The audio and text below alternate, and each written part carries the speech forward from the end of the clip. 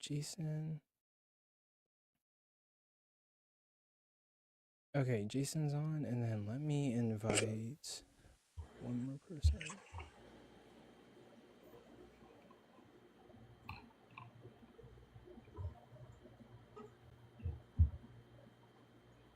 Let's see. Okay, bear with me.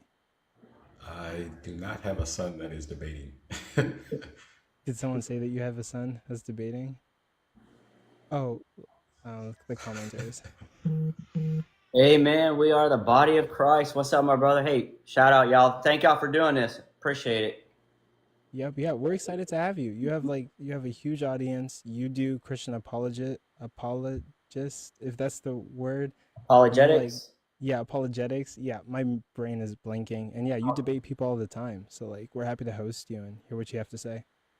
Yeah. I mean, I don't have any formal debate training. I don't have any formal theological, like seminary training. I'm just an average guy that loves God and loves people. So, I hope I do it right, what you're expecting, but I'll give it my best shot. Bet. Yep. Yeah, we're just waiting for, I think I see him. I sent him an invite. Okay, and then we'll get started. I will put you on the big screen. Hey, Hey, Ian, you doing good? yeah, doing well, doing well. How about you? Bet I'm doing good. Glad to have you. It's an honor. And this is Thank going to be you. like an exciting debate. We're all looking forward to it. Tonight it's going to be Ian versus Jason on, let me see. I think it's That's Does the Christian God exist? right. In regards to the format, it's going to be um, checking the format. It's going to be here. Hold on, give me one sec. Yeah, 7-minute openers, 2 rounds of 5-minute cross examinations, and then 3-minute closers. We'll time it and we'll tell you guys when your time is up. So, does the God, let me see, does the Christian God exist? Jason, since you have the affirmative, you're going to be doing your opener first. So, I'm going to set my timer, and you're going to have a 7-minute opener, and we'll go from there. All right, sounds good. Thank you again for doing this, Ian. Thank you for joining and being a part of this. I appreciate it. Props to you, respect to you, man, as a human being. As I said, my name is Jason. I'm 54 years old. I was not raised a Christian. I have no formal debate training. I have no formal education in philosophy or anything of that nature. I don't have any sort of theology degree. I'm simply an average guy that loves God, that loves people, that has been studying the Bible for 25 years now, and been walking with the Lord. That being said, I do believe that the Christian God does exist. I believe that Jesus existed, and he proved that he is the Christian God through his death, burial, and resurrection. I know the Christian God exists based on not only on my personal relationship and experience with Jesus, but based on the historical fact that Jesus of the Bible does exist. 25 years ago, I had a supernatural encounter with Jesus after denying him almost all of my life until I was 28 years old, and experienced the love of Jesus every single day in my life now. In an instant, Jesus, the Christian God, delivered me from a lifetime of pride, addictions, anger, selfishness, thievery, unforgiveness, depression, anxiety, and delusion. The list goes on and on. I also know that the Christian God exists based on historical evidence of his death, burial, and resurrection of Jesus, which we will discuss in this debate at some point, I would imagine. Although I expect my opponent will focus mainly on philosophical arguments which cannot disprove the existence of the Christian God. In spite of many people thinking that faith in the Christian God is mere blind faith, this is not what the Bible teaches. In fact, Christianity is the only evidence-based faith. All right.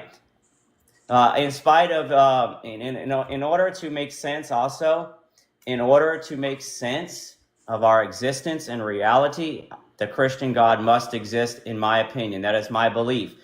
The existence of the Christian God is self-evident and a self-authenticating truth. In fact, in order to attempt to prove that the Christian God doesn't exist, one must appeal to the very things that prove God does exist, right? It's like trying to prove, when you try to disprove that God exists, it's like trying to disprove that logic exists using logical arguments. We can delve into that a little bit deeper if you want to.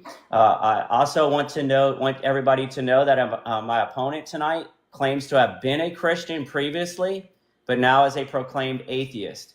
He is now arguing against the same God he claims he once believed in and was once convinced of. My opponent also stated on his live on March 21st at 2:30 p.m. that if he had to choose a religion to believe in, it would be Judaism. His explanation was that the Trinity makes no sense to him, and even though there are some things in the Torah that seem terrible, he believes that sufficient explanations of these verses have been presented. These are his own words. What my opponent appears to be unaware of is that the same God in the Torah is the same Christian God that manifested in the flesh as the Son of God, Jesus Christ. So my opponent would choose the Christian God if forced to choose a God. Keep that in mind tonight as he argues against the existence of this God. This is important to remember because I have a strong feeling that at some point in this debate, my opponent will be making philosophical arguments against God being all-loving, all-knowing, all-powerful, based on some Old Testament scriptures and calling it an internal critique. If atheists are absolutely convinced that the Christian God doesn't exist, it seems irrational of them to spend so much time arguing and trying to prove that he doesn't exist. The truth is, they know the Christian God does exist, and what they're actually doing is suppressing the truth. Do they spend this much time trying to prove that unicorns, leprechauns, and Bigfoot don't exist? You know what I've also noticed about atheists?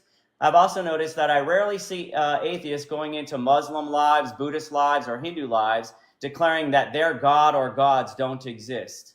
Why is that? My opponent also stated yesterday on his live that he attacks Christianity because he said it is a detriment to society. Yet it was Christian abolitionists that actually ended the atrocity of slavery in America.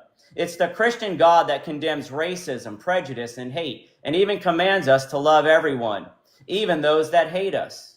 It's the Christian God that loves unconditionally. In fact, the Christian God is love.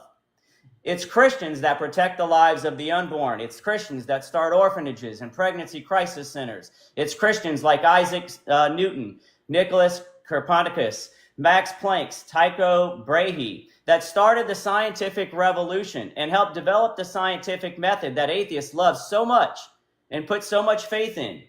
I ask you, is science a detriment to our world and to our society? I think not. On the other hand, the atheistic worldview that classifies humans as nothing more than stardust, a clump of cells with no objective purpose or value, has led to millions of babies being slaughtered out of mere convenience. It's an atheistic worldview that leads to valuing certain groups of people over others based on which group has evolved more than the other. It's an atheistic worldview that convinces people that there is no God that can help them, and they end up feeling hopeless, which sadly has led to many people taking their own lives. It's an atheistic worldview that concludes there is no objective morality, which justifies immoral behavior and even worse, promotes at times immoral behavior based on each person's individual preferences or opinions. It's an atheistic worldview that concludes it's okay not to forgive others, to be angry, to be bitter. It's okay to be revengeful. It's okay to hate some people. Yet in spite of all this, my opponent and other atheists have no issue with identifying with atheism and labeling themselves atheists.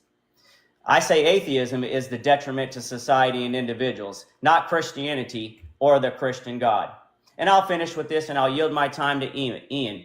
I challenge my opponent tonight to prove that the Christian God doesn't exist.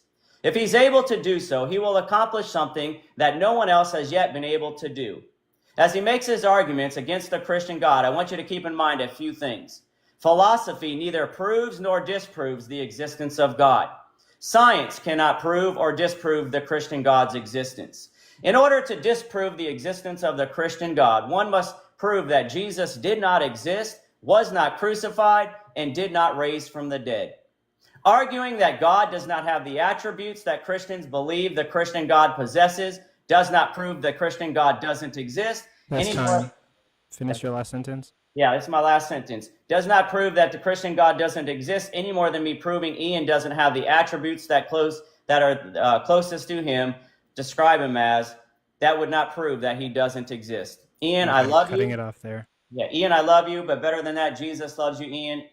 He always has, always will. Come back to your creator, bro. Cutting it off there. So that will be Jason's opening statement. That was 7 minutes. Ian, it's now your turn. You're going to be doing the negation. I can start your time when you say your first word. Hallelujah, I've been converted. Just kidding. I want you to imagine that you're traveling to a new kingdom. The reputation of the kingdom is that it's ruled by a benevolent, wise, and powerful king who ensures that it's a wonderful place. From a distance, the kingdom looks glorious, not very big, but situated in green rolling fields. Cities shining in the sun. As you cross the border, you're filled with high expectations. However, as you proceed, you realize with horror that bodies of men, women, and children are hanging from lampposts along your route. And you reconsider, it doesn't seem like it's true that the kingdom can be ruled by a powerful, wise, and benevolent ruler. Perhaps this is an outlying area and the ruler does not know. But this means that the ruler is not well informed, implying that he is perhaps not as wise as he was reported to be. It could also be that he knows about the killings, but he can do nothing to prevent them. So maybe he is actually not powerful. Furthermore, it might be that he knows about the bodies and he could prevent the killings, but he does nothing. If this is the case, we can conclude that he is not so good. Maybe he is morally indifferent and does not care. Even worse, maybe he is responsible for the killings. It has become clear that the kingdom is not under the control of a ruler who is all powerful, all wise, and all benevolent. The argument that I'm going to be putting forward tonight is the evidential problem of evil as the main argument that I'm going to be relying on. This argument functions under a data paradigm where we think about what we would expect if this world is ruled by a God who is good, powerful, and knowledgeable about all aspects of the world and to maximum degrees of all of these properties. We ask ourselves, what type of world would we expect to see? Probably a pretty good world, probably a world that reflects this kind of love. But when we look around, we see a horror show, and it makes us think that a good, loving God who's all powerful and all knowing cannot possibly exist. There's a couple of evils that I'll be laying out here that I think are strong evidence for the non-existence of the Christian God. The first evil that I'm going to be laying out is natural disasters. Between earthquakes, tsunamis, and all other natural disasters, there's over 200,000 deaths every single year. In the past, earthquakes have been so bad that they've taken the lives of nearly 1 million people. That's crazy. There's absolutely no reason why a good, loving God would create a world where one of the properties of the world is that it causes people to be unalived en masse. The second piece of data that I'm going to be putting forward for the evidential problem of evil is teleological evils. Some of these designs that are present in nature, if they were indeed designed, are downright cruel. I'll specifically point out the short-tailed North American shrew. This shrew causes paralysis in its victims. It caches them away. Rats are highly intelligent, and they get paralyzed by the short-tailed shrew, and then they're slowly gnawed away at over time. If God designed the short-tailed shrew, then God is perhaps the most evil being that could possibly exist. This is not a good, loving God. This is a God who revels in cruelty. The third piece of data that I'll put forward is evolution. Evolution is the single most cruel way you could bring about the current state of things. The driving mechanism of evolution is natural selection. It's things surviving and reproducing and taking the lives of other things. Only the things that are good at surviving and reproducing get to survive and reproduce, or at least they're more likely to. All the other things get brutally unalived. This is a horrible process, and it's been going on for the past, I don't know, like couple billion years. Horrible atrocities. Literally, think for a second, during the Australian wildfires, koalas were incinerated. Events just like this have been going on for the past billion years. Feeling, thinking, living creatures have been experiencing horrors. The next piece of data that I'm going to put forward is just the evidence related to the female anatomy. The majority of pregnancies in the female anatomy are miscarried. So if, like Jason says, these pregnancies, these fetuses are in fact babies, then the way that God designed the female anatomy is such that it promotes abortion. If you think atheists do a lot of abortions, you should see what God's design is up to. The next argument that I'm going to focus on is just the argument that prayer is useless. Premise one, either what you're praying for is perfect or it is not perfect. That's the law of excluded middle. Premise two, if what you're praying for is perfect, then it was already a part of God's plan. Premise three, if it was already a part of God's plan, then the prayer didn't change anything. Premise four, the other alternative is that the thing you're praying for is not perfect. If the thing you're praying for is not perfect, then God cannot and will not do it. If God cannot and will not do it, then your prayer didn't change anything. Thus, the conclusion, either way, necessarily, your prayer didn't do anything. It doesn't change anything, which means Christianity is false just on that basis alone. I'd like to close things out with probably, I guess because Jason was hinting at tag stuff, I'll run two more arguments. The next argument that I'll run is the funniest argument that everybody should be running against presuppositionalists. Jason claims that his God is self-authenticating, that it's self-evident. So here's an argument. If God exists, then I know that he exists. I don't know that he exists. Therefore, God doesn't exist. And finally, I'll wrap things up with my favorite verse in the entire Bible. He went up from there to Bethel, and while he was going up on the way, some small boys came out of the city and jeered at him, saying, "Go away, bald head! Go away, bald head!" When he turned around and saw them, he cursed them in the name of the Lord. Then 2 she-bears came out of the woods and mauled 42 of the boys. And with that, I yield my time. Okay. And that will conclude your opening statement with 3 seconds left on the clock. So with that, both of the opening statements have been spoken to the audience. So we're going to start the first round of cross-examination. Jason, you're going to start by asking questions to Ian. You get 5 minutes.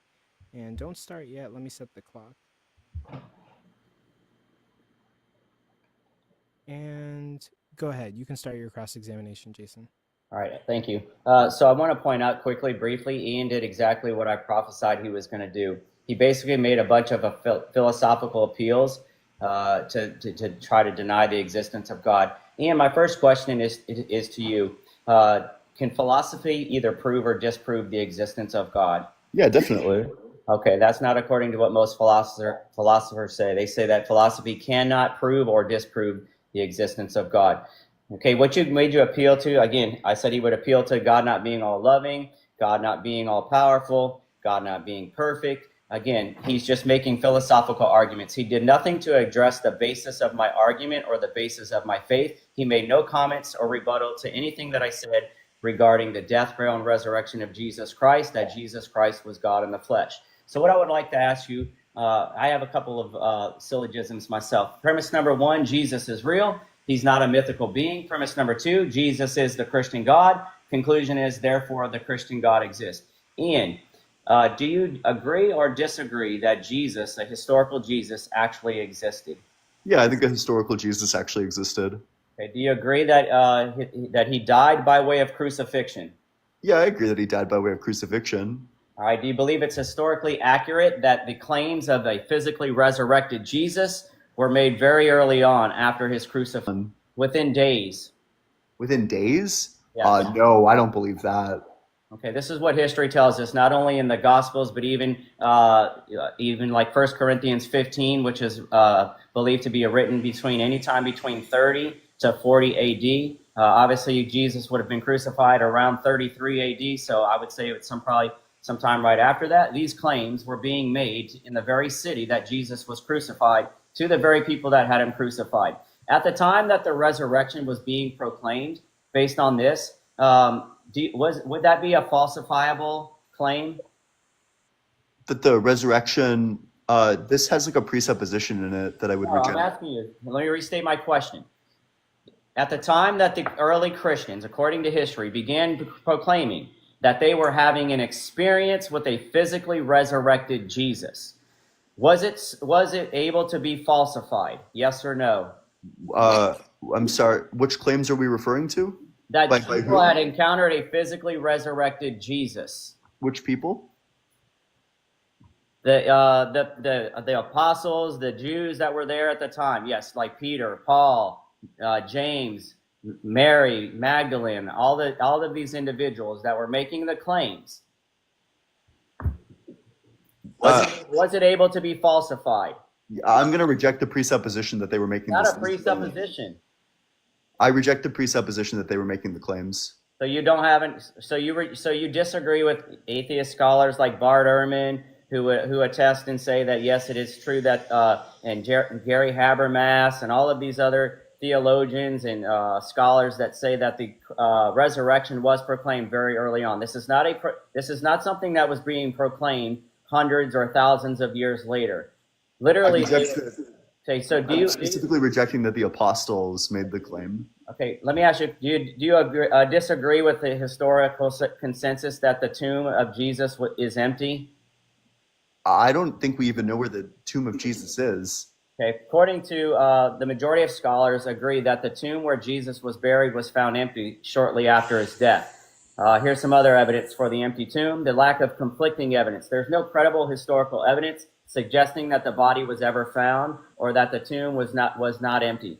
Do you have any evidence of anybody ever claiming that the dead body of Jesus was seen weeks or days after his crucifixion? The body? Yes. Do I have any evidence that the body itself was seen after his crucifixion? Yes. I guess no, I don't. Okay, can you give me a reason why neither the Israelites nor the Romans, who hated Jesus, who wanted to squash Christianity forever, if Jesus had not physically risen from the dead, why did neither one of those two powerful groups of people bother to falsify the claim that Jesus had resurrected physically? Because nobody was making the claim. That is not true. Prove that. Prove that nobody was making the claim immediately after? Yeah, we have historical records that says that the people were making the claim. Which ones? Peter, Paul, Mary, Magdalene, James. Yes, all of these individuals were proclaiming that they had encountered the physically resurrected Jesus. According and to they what? did not denounce this proclamation, so much so that they were horribly unalived for this Time's up. proclamation. Finish your last sentence. Source? Okay, so no, I have no more questions. He didn't answer any of my questions. He dodged and deflected. He didn't answer any of the questions. But That'll it's, be it. go ahead. Okay, Ian, it's your turn for your cross-examination. It's 5 minutes, and I'll start whenever you say your first word. Why does God hate fetuses so much that he would design like the female anatomy in this way? Yeah, so God didn't design the female anatomy in such a way. The problem is that there was the fall of human beings, and because of that, we live in a sin-cursed world. When God created Adam and Eve in the garden before the fall of man, everything was perfect. The only reason why sickness, death, and disease even exist was because of the fall of human beings. How would you explain the fact that dinosaurs had cancer then? Prove that dinosaurs existed. Yeah, we have their bones, which not carbon date, but they radiometrically date back Prove to that these are actually hundreds of dinosaurs. millions of years. Yeah, I reject that. I don't think there's sufficient Okay. evidence. Yeah, we reject dinosaurs. Got it. Sure. Yeah, What it's about a the mosquito? We have a presupposition, just like you said about the claims of the resurrection. Your claim about dinosaurs actually existing, I ask you to prove it. yeah. What about What about the mosquito that we have in amber, and the mosquito has malaria, and it's like 20 million years old? Yeah. So there's no empirical way to date the age of anything. These are built-in presuppositions to deep time. Any sort of dating methods that you use all have flaws. Do you think scientists are just like jerking their gherkin? Like, what do you think scientists are getting up to? Yeah, do I think that there are scientists that have bias and allow that into their experiments and their tests? Absolutely. Because there are scientists on the other side with just as much education and degrees as the scientists that you would quote that say that the earth is not billions of years old. Why does God let kids get unalived by cancer?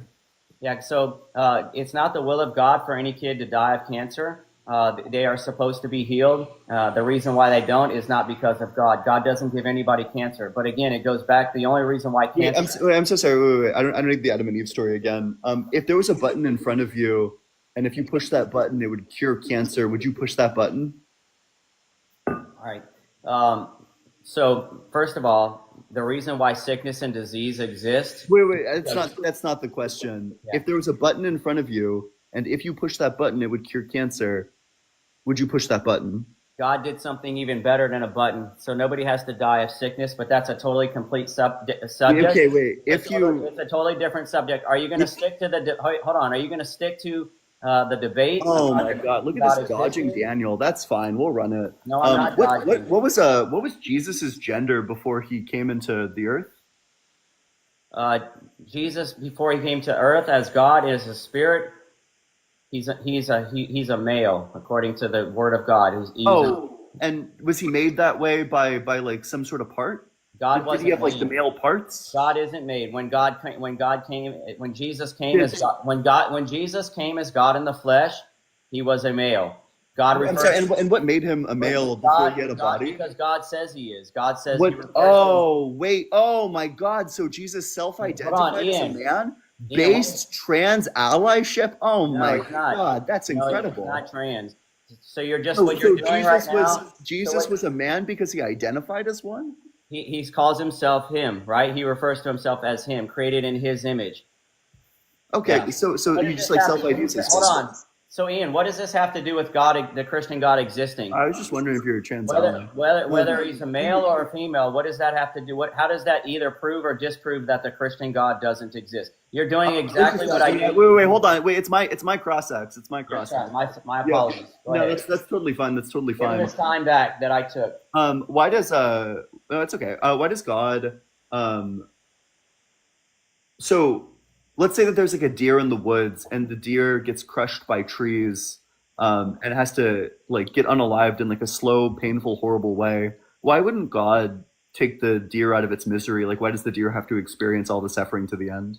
Again, everything in this world, we live in a fallen, broken, messed up world because of sin. And so bad things are going to happen. But you keep appealing to this whole problem of suffering and evil, which is only a problem in a God worldview anyway. Even according to Richard Dawkins, since you want to make... I don't care about Richard Dawkins. He's like a pseudo-intellectual hack. I super don't care about Richard Dawkins. Wait, but who did Adam and Eve's children sleep with? Who did they have kids with?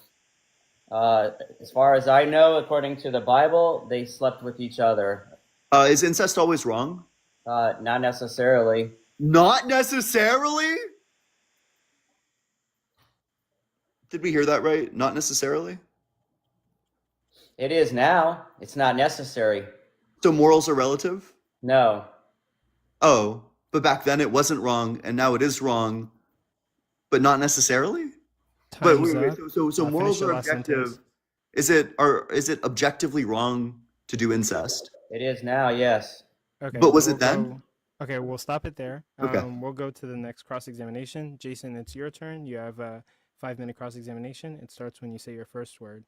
Sure. Ian, what is the goal of the debate for you tonight? What do you hope the audience or myself gets from this? What is your purpose? My purpose of this debate is to prove through logical argumentation that the Christian God does not exist. Okay, so through logical argumentation. All right, let me ask you a couple of questions then. Is it logically impossible for a maximally great being to exist? A maximally great being. What does it mean to be maximally great?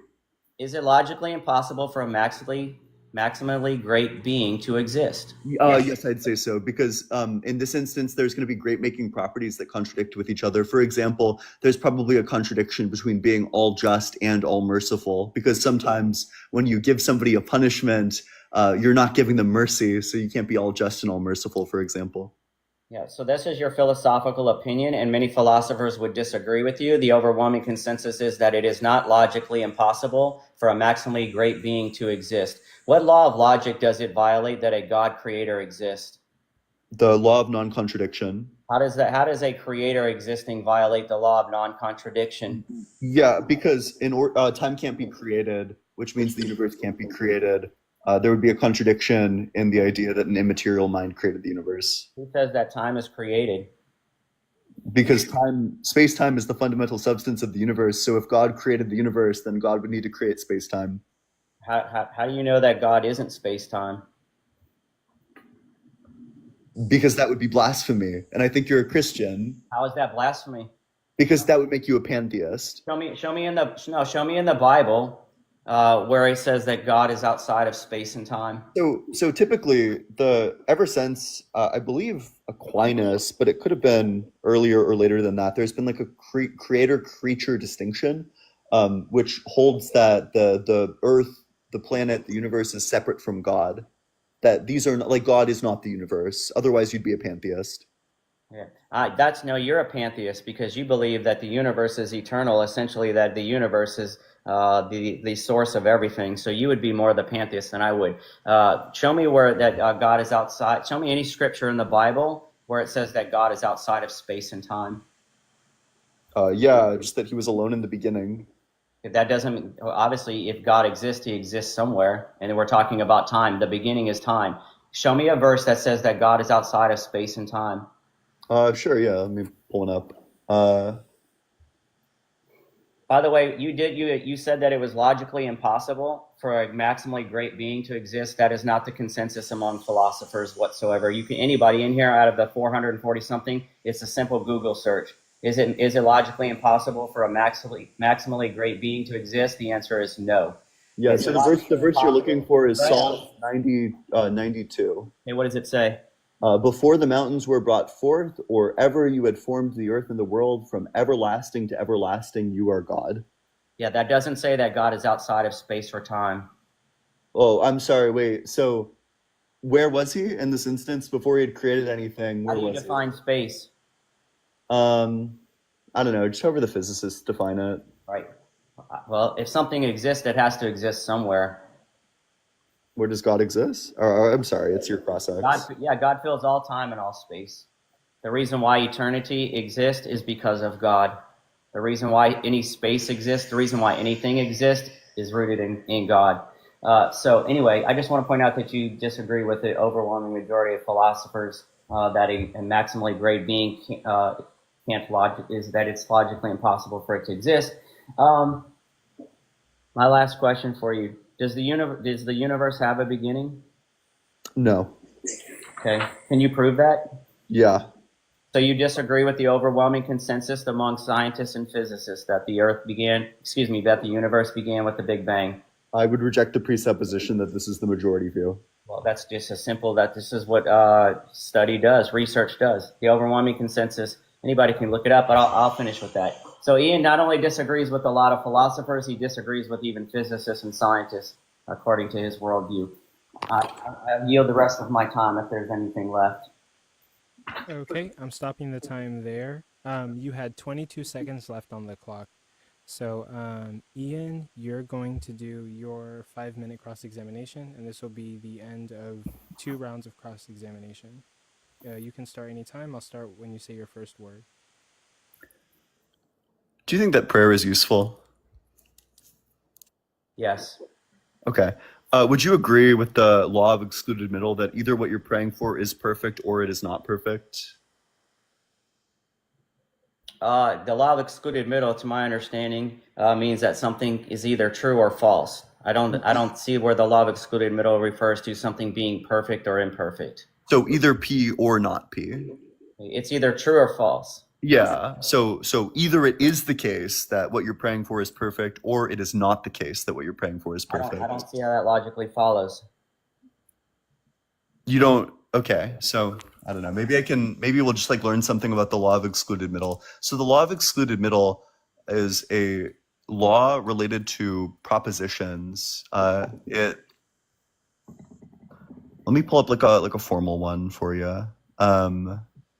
Yeah. Okay. This is a clarification question. Are you asserting that the law of excluded middle necessitates that something is either perfect or not perfect? So with not P or P being any proposition, that's the law of excluded middle according to Bertrand Russell. Mm-hmm.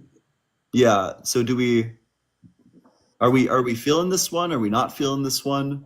I mean, I thought I have a pretty good grasp of the law of excluded middle. I don't know how that relates to either a prayer request being a perfect prayer request, One, are we not? either a prayer request being a perfect prayer request or long. Sure. I'll just agree with you. Yeah. So either a prayer So request is perfect or not perfect. yeah. So what you're praying for, if what you're praying for is perfect, would you agree that it was already going to be a part of God's plan? Not necessarily. I wouldn't know what is perfect. I rely on only God. Only God knows what is perfect. I have no problem The admitting. question doesn't require you to know it. The Ian, question is are you just there? asking if Ian, it's the case that what you're praying for is perfect, then is it the case that God was already going to do it? Ian, I don't know that. Do you understand what the purpose of prayer is? I'm just asking you if God. So would you agree that God does everything perfect, that every single thing that God does is perfect? Yes, everything God does is perfect. Yes. Does God always do the perfect thing? If there's a perfect thing to do, is God always going to do it? Whatever God does would be considered to be perfect. Yeah, could God ever do something that's Required imperfect? Yeah, could God ever do something that's imperfect? It doesn't require him to do everything that is possibly perfect. If he chooses not to do something, that doesn't mean that it's imperfect. But in that case, wouldn't doing nothing need to be perfect? It could be. Oh, could it not be? Could it not be to do nothing? No, that could be the perfect thing to not do anything. Could be the perfect thing to do. Does God do nothing if and only if doing nothing is the perfect thing to do? All right, so now you're just talking in circles. Can we just break down if you want to? It's my cross-ex, and if we're talking in circles, it's because you're being a dishonest interlocutor. No, I can't answer a question that I don't understand because it sounds like word salad. Wait, hold on. Does God do nothing if and only if doing nothing is the perfect thing to do? Yeah, I don't know what you're saying. So tell me how. So you say that sometimes God does is going to be perfect, whether he chooses not to do any sort of action, whether if he chooses to. Fuck it. Wait, was it perfect for God to maul the kids with If bears? he tells me no. Wait. I don't care. Was it you don't perfect care. to? You're asking questions Was that you don't care it about. perfect to maul the kids with bears? Okay, first of all, in that scripture that you read, show me where it says God mauled the bears. Do you think it was just a coincidence? Show me where it says God. Do you think it was just a coincidence? What is it? Who called the bears? Fine, whatever. That's fine. Whatever, I won't waste everyone's time with this one. Show me where it says that God mauled the bears. Whoa. Show me where. Damn. Show me where. You were begging me in DMs to go easy on you. This isn't the talk of someone who wants me to go easy on them. Was it perfect when God said that you could own slaves? Was it? Wait. Was it perfect? God doesn't condone slavery. You're just a. Wait. Who gave the law? Who gave the law that said? Who gave the law that said you can own slaves? Who gave that law? God does not condone slavery. Who gave the law? Answer, scumbag. God Who did gave not that condone law? slavery. Who gave the law? Scumbag. Who gave the law? Now you want a name call? That's fine. Who gave the law that said you can own slaves in Leviticus? Who's giving the law in Leviticus? It's not talking about the slavery that you're implying that it's talking about. Wait, I'm not implying anything. Yes, you are. Who gave the law that said you can own people as property? Hey, does the Bible also? Who gave the law that says you could own people as property? Who gave that law? God gave laws around people in indentured servitude, people that willingly contracted themselves as a way to make a living and to. Do you own an indentured servant for life? Finish the last sentence. Yeah, the last question. Do you own an indentured servant for life? You can answer that. I don't know. The answer is no. Okay. No, it's not. I said I don't know. I don't think that if I remember correctly, that anybody that was considered to be an indentured servant was free to go after 7 years. There were certain guidelines around that. And by the way, okay, we'll cut it there. There. We're gonna go on to the closers. Sure. Jason, since you were the affirmative, you'll start with your closer. That's gonna be 3 minutes, and the time starts whenever you say your first word. Absolutely. So as I stated in my opening, the foundation of the Christian faith is the death, burial, and resurrection of Jesus Christ. God came as Jesus Christ. God was manifested in the flesh, justified in the spirit. As I stated at the beginning of this debate, that my opponent would do nothing to prove that Jesus wasn't God, to prove that Jesus didn't raise from the dead. He did exactly what I knew he would do. He would just made a bunch of philosophical arguments, appealing to things like God can't be all loving, God is not perfect, God is not all knowing, all of these things, that there's a problem of evil. Yet as an atheist, he has no objective standard of morality. Even Richard Dawkins says the problem of evil is only an issue in a God world. The fact that Ian is even aware that evil exists demonstrates that he knows deep in his heart that the Christian God does actually exist. He did nothing to disprove that the Christian God doesn't exist.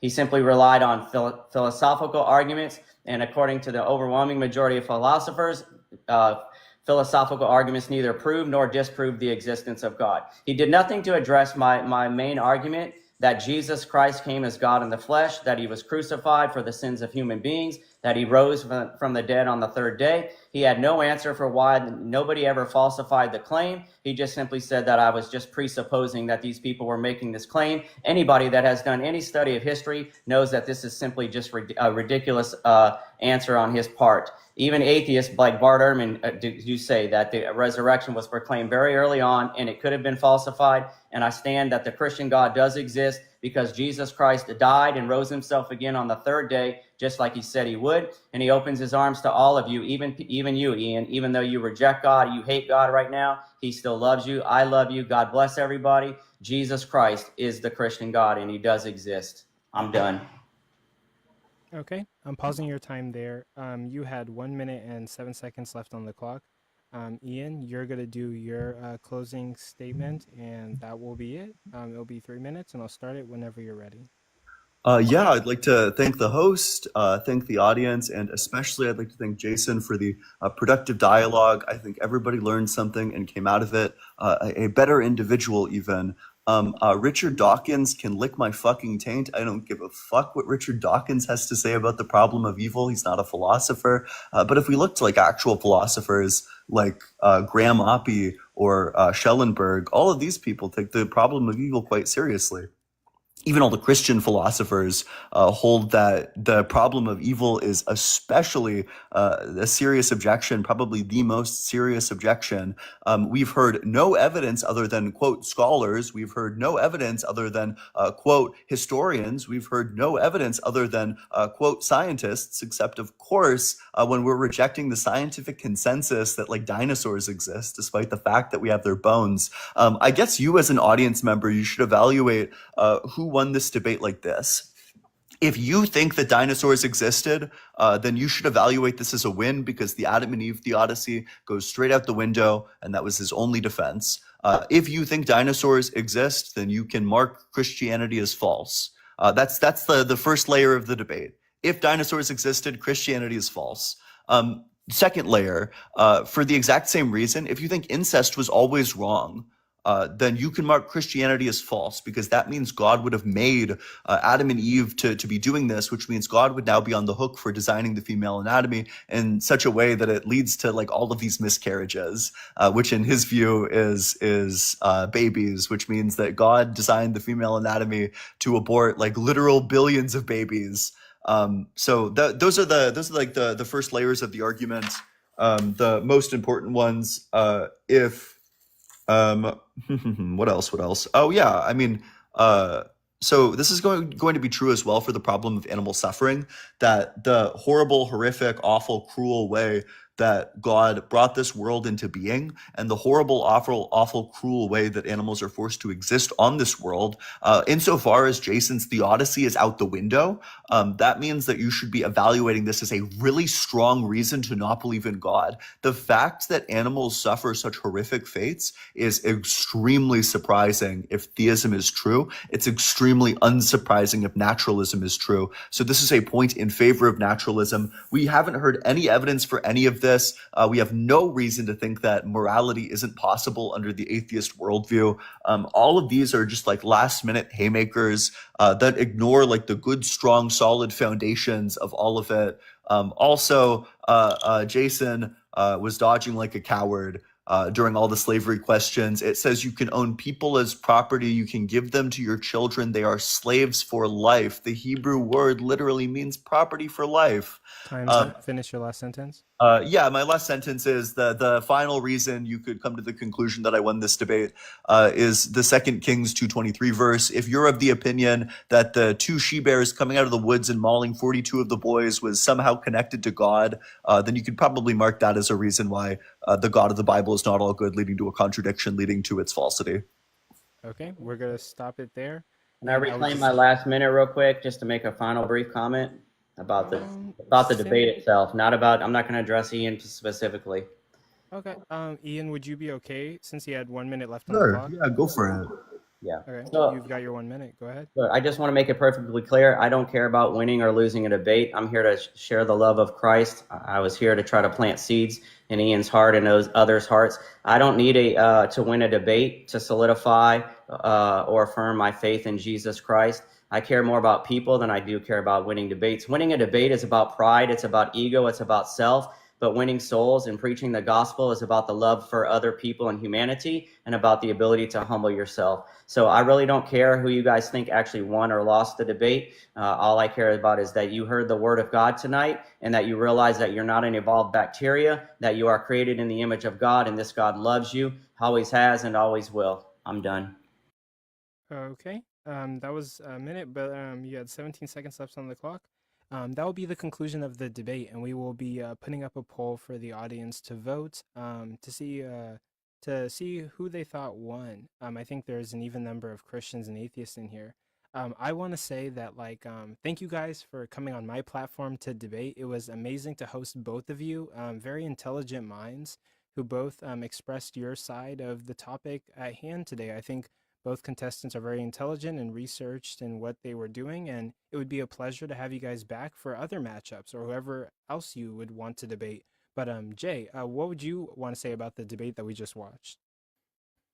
Wow, that that was pretty intense at times. We have two very heavy hitters up here on the panel, and I just think that the best argument should win out. Um, I do want to point out something that was said by one of the debaters about debating itself not being useful or about ego. It is in the Bible. There's several debates that go on in the Bible. Some between James, I believe Jacob. Yeah, debating these type of topics, they're not for the interlocutors, but for the people that are listening in on the conversation, such that they could take the information and come to their own conclusions about what the data is providing. So to both of you guys, I think you did great jobs. In the future, I would kind of tone down the name calling and not answering questions. But other than that, I think you guys both did a wonderful job presenting your arguments, and thank you for coming. Yep. And God bless everybody. yep, and thank you guys for being here. We really appreciate it. Yeah, thanks so much. This was a lot of fun. I appreciate it. I'd love to do it in the future. Yeah, What the definitely. fuck? Come back anytime. We would love to have you or Jason. Everybody in the audience, we do have the poll. The poll is up, so vote Fuck, for why am I whoever you- big? Huh? Oh, I don't know. I'm but small. but yeah, we'll fix that. But everyone in the audience, we do have the poll up. It's the tiny blue clipboard in the corner. You can vote for whoever you thought won. We would love to hear what you have to say. And tell us what you think about that debate. DM me or DM any of the debaters.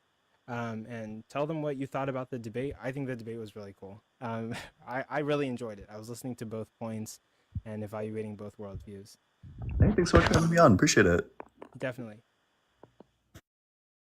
And what do you think, Jay, about the debate? I thought that was that was pretty fun to watch. There were some exciting moments in there. There were some, there were some moments where I laughed. Some moments where it was kind of intense. But what do you think?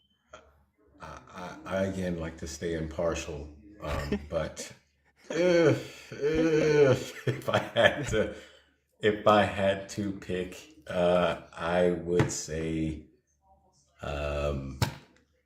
Ian on a landslide. I think his arguments were just, they were just better, better thought out, better presented. And